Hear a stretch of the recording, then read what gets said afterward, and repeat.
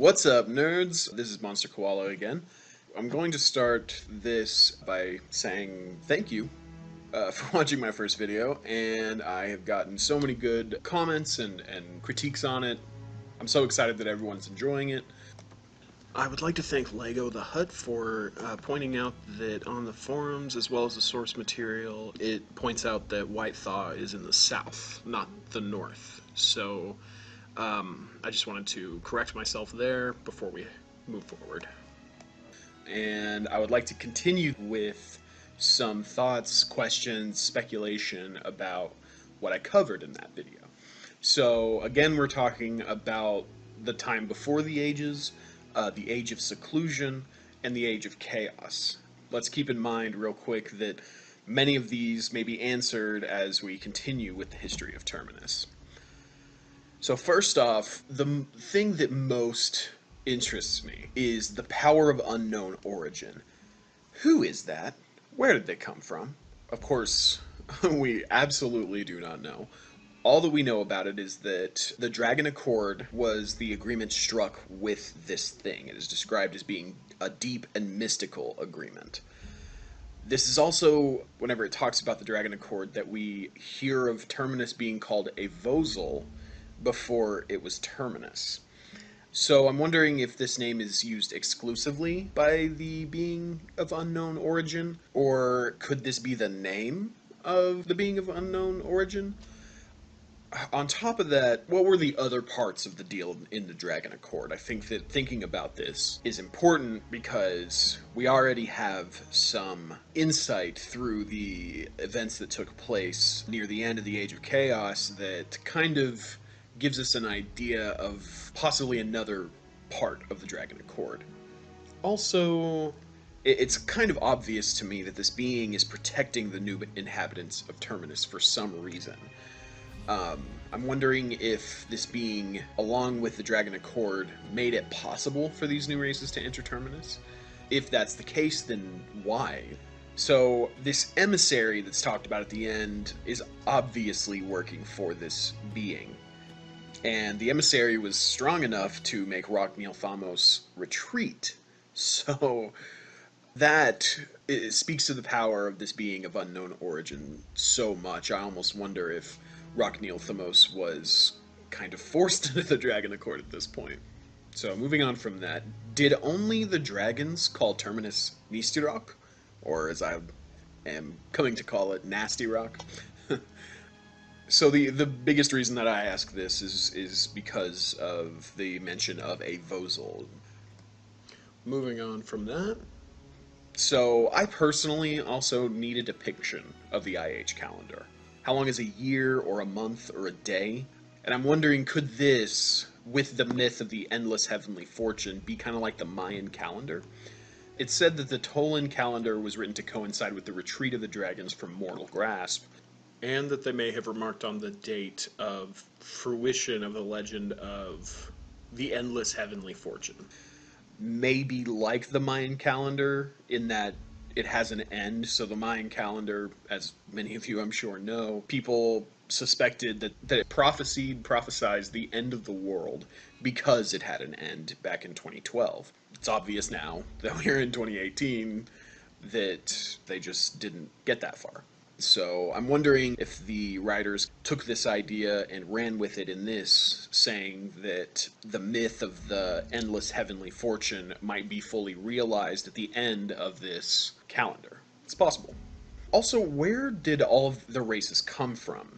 Each of these races have a origin place that is introduced as they are. So you have the Dwarves of Oldasa, the Elves of Seolian, and the Ogres of Gorok, just to name a few. So I'm wondering if these are different planets, or are they different planes of existence kind of laying over Terminus? I think that's the easiest way to describe what Semina described in his confession. And I'll read a little bit from that just to show you what he says.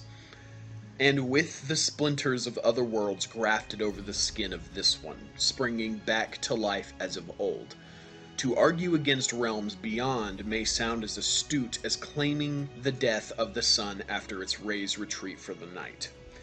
So here I think Simina is saying that, of course, to claim that these planes of existence or these other worlds do not exist is as heinous as claiming that the sun dies when it sets, that it's not coming back up again. Personally, I think that is the case, that these other places, Oldasa, Seolian, Gorok, are probably these other worlds or planes of existence laying over Terminus.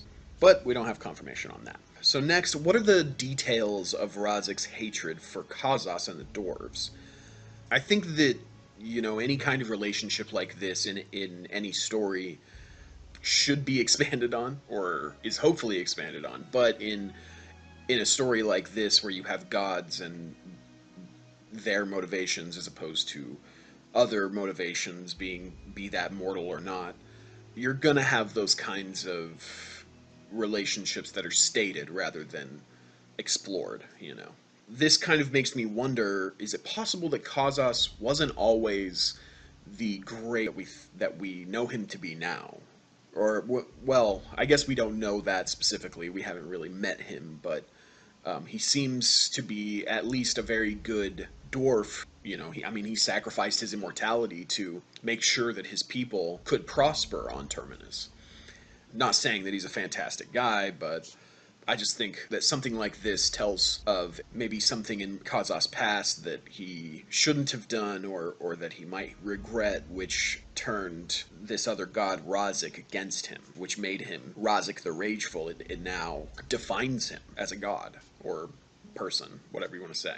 With that, I want to know, why is dissension not stopped by the Celestial Barrier? It is mentioned that the Celestial Barrier is the doorway through which the Ravaging Lord was made possible, so it seems to me that it's simply a loophole. You give up your immortality and godhood in order to more directly affect what is happening on the surface of Terminus when gods are kept from doing that. In that same vein, why was Jinavi's sacrifice not stopped by the Celestial Barrier? It's stated that divine intervention was often ineffectual, though it did happen.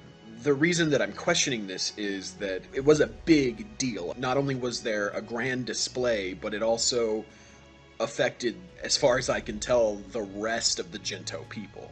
We don't really know how many that is, but it was enough to at least create the army that started to hinder the Revenant at the very beginning. Whether that's a factor of numbers or a factor of their immunity to the corruption, or a factor that Jinavi's sacrifice, imbuing her power within these people, gave them some kind of advantage over the Revenant. I'm not 100% sure. Also, I'm wondering if her sacrifice was possibly allowed by the Being of Unknown Origin. The only evidence I have is the Dragon Accord itself and the Celestial Barrier being in place. This just seems like something, too big to not in some way be affected by the Dragon Accord, given its implications. Also, Aitero is described as having powers of creation. I'm assuming that these powers of creation were his inherently as a god power, before he was corrupted. Because of this power of creation, I'm wondering if he forged the majority of the Revenant that ended up terrorizing Terminus en masse. The reason I ask this is because we don't really know how numerous the Jinto were, and also the only thing that we're kind of given as an idea to how the Revenant continues to build their numbers is the fact that Kadruhur is described as a foundry. So I'm wondering if this is kind of like the Urukai of the Lord of the Rings. I'm kind of wondering if we can just imagine one of their foundries as being inside of this volcano and it's just being super gross and maybe necromantic or, something like that. Also, I'm kind of wondering, where is the realm of the Greater Save? It's described as being to the east, and I'm assuming that this is probably a continent not on the current atlas, which is why I didn't circle it in the video, or put an arrow or anything like that. It's just described as being to the east. It's also possible that it's not on the atlas because this is a time before the current atlas. I imagine that the current atlas is there to depict some of the places that we'll see in-game, and I'm pretty sure that it has been mentioned that it is not final. I think this is proven by the fact that we don't have any depiction of the Tenebrous Tundra other than a big white continent. We also don't have the starting area for the Dwarves or the Archai. White Thaw is not on the Atlas at all, other than that white continent. And that's simply because it's in the north and it's white. That's why I, assumed that is White Thaw. I don't think that that's a stretch. Speaking of Aetero again, I wonder what ultimately corrupted him. Was he wounded on the way to Terminus or before they made the journey?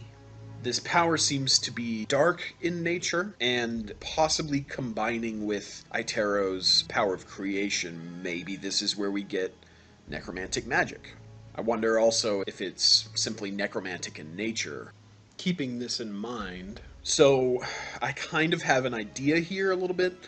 I don't think that the source of this corruption is the Being of Unknown Origin, but if it is, I'm wondering if the Being of Unknown Origin could be plotting against the dragons, but in a very smart way. So at the end you have a dragon dying at the hand of Aetero, and then Rhok-Neil-Thymos comes in and destroys Aetero, and then turns his gaze on the rest of the armies there, which has got to be a vast amount of people. Then the emissary comes down, stops him, and says, "Blood for blood." So this tells me that Rhok-Neil-Thymos was about to go too far, and whether or not that's a part of the Dragon Accord, that thing is protecting us, it saved us, and makes it very apparent to us and the Dragon King that if he goes further, he's going to be breaking something. He says blood for blood, so, the dragon was killed, revenge was taken upon the being that did that. It's stated pretty clearly, not stated directly, but clearly, that Rhok-Neil-Thymos went further than just destroying Aetero, that killed Rhazik. Also, if this was a part of the Dragon Accord, why would Rhok-Neil-Thymos go so far as to possibly break it? I mean, he is a dragon, the king of dragons. His rage most likely knows no bounds, so it could have been that, but he also says in the future there will only be blood.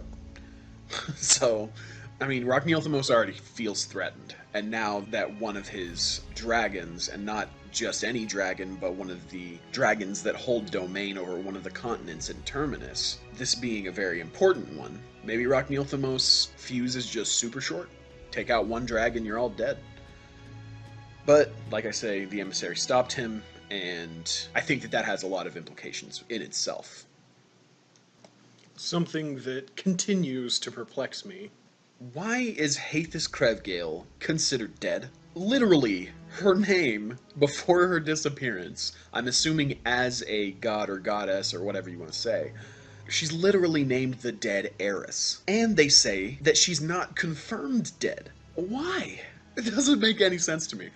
The only thing that I could say is that because she now has the possibility of death, she does not have her immortality anymore from taking Dissension, that they're just like, oh, she could die, so she must be. Because we haven't seen her. And it's not that they haven't seen her, it's that she is rarely seen. I don't know. I have a big problem with that. But anyway, why does Ossari hate the humans so much? He took the time to dump an entire city, the city of Havensong, into the ocean. And if you look on the map, it's not exactly shown where Havensong was, but, we have the Silent Sanctum, and Havensong is described as being the last bulwark of defense before reaching the Silent Sanctum.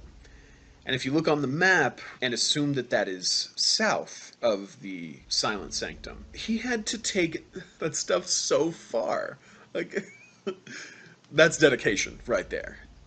Dedication to hatred, it seems like he's got something to take out on these humans.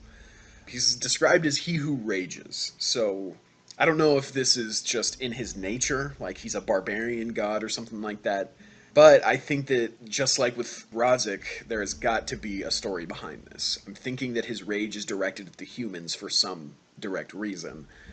Maybe we'll get more information on that as the pantheons, the individual pantheons, are talked about more. Hopefully, let's hope. With that in mind, I also want to know who the Sons of Terminus are. It says that there is one from each pantheon of the Sacred Six. Again, I'm hoping that we get a list of each pantheon so that we can either figure out or be told directly who the war wizards were. But then again, it also says that there are people who deny their existence entirely.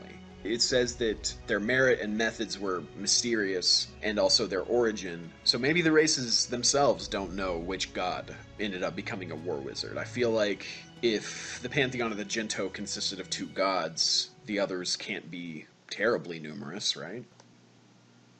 These war wizards, because they come from the pantheons, that tells me they were most likely descended, and the act of dissension requires another god, I'm pretty sure, or at least a willingness to give up your immortality yourself by Kazos. Although it's not said that he performed dissension upon himself, it's very possible that the godhead of Loki and Hamor did that for him. So we need more information on that, but if they were descended, I'd like to know by who. So it's said that the humans and the elves were assisted by the Moskag warriors, the Elvonan giants, and the assassins of the Red Raven. I'd like to know who the Moskag warriors and the assassins of the Red Raven are. Are they humans or elves? Is the Red Raven a human god? That would be pretty cool to find out. Also, why would the Ogres mention the Wos Che Warhounds if they were not enticed by the Revenant? Or if they didn't have anything to do with the Deicide War at all? Did they hate the Wos Che so much that they would give them a reason for future war? Surely they weren't running away from the Revenant thinking, hey, this would be a good chance to, slip a little bit of the Wos Che in there just so that we have some more to do in the future. But then again, they are ogres. And if this were a lie, then that, in my opinion, that says a lot about the ogres. They constantly seem to want to be at war. I don't know. So, this one is kind of reaching, but I would like to know how the continents of Terminus were formed. The name Rainfall kind of suggests to me that they might be the bodies of fallen dragons. And part of the reason that I say this is you have, at the very beginning, the dragons of sea and air, which suggests to me that there is no land, maybe? Or maybe there just aren't any dragons at the time who preside over the land, but that doesn't make any sense to me. I also say this because Rainfall and King's Reach on the Atlas look vaguely like dragons. I say vaguely with emphasis. But keeping that in mind, it's possible that Rainfall could be the corpse of Rock-Sulfian Sire, and King's Reach could be the corpse of the leader of the Sol Cremain. That kind of calls into question the size of Rock Neilthamos. I'm wondering if these two were bigger than Rock Neilthamos. If that's the case, I think that speaks to the strength of Rock Neilthamos. So it doesn't seem to me, given the small amount of description, that Rock Neilthamos is this big as the continent of Rainfall. I mean, it doesn't explicitly say that he isn't, but it doesn't say that he is either. What it does say about this is that Marthos Bosamir says, his claws dug into the peaks of the mountain range, and it dawned with clarity that he was about to act further. And if we look at the map, we can assume that Kaju Hor is that volcano in the north of Rainfall, and it's huge compared to everything else around it. If he's clutching onto that peak and the mountain range around it, he very well may be that big. So it could hint at the actual size of Rock Neilthamos. I'm certainly not sure on that. Like I said, it is a reach. One might say a king's reach. Next, when were the pillars constructed? Were they constructed around the time of the Dragon Accord or before? It's got to be before the arrival of the Dwarves, at least. But I would think that whether or not the continents were there when Rock Neilthamos took the throne, they might have been constructed by Rock Neilthamos. But also, we don't know. There is no information given on the time in which the pillars are constructed. It's just simple musing. And finally, what was the howling described by Marthos Bosamir as the emissary descended? Descended as in from the sky, not took dissension. So the emissary comes down and closes its hand over the mouth of Rock Nilthamos, and at this point it's described that there is a scream or a howling at one end of the battlefield, but Marthos Bosamir was so entranced by the vision before him that he couldn't turn around, or didn't think to turn around, although he did notice the howling and see what the source of that was. I don't know, very interesting. But anyway, if you guys have any questions yourself, get at me, and I'll see if maybe we can break some of this stuff down and get into it. This is probably my favorite part of the whole thing, just talking about it, figuring things out, trying to see exactly who these creatures and characters are that are much, much bigger than us. Very excited for the future. Next, we're going to be talking about the Frail Age. Thanks for watching.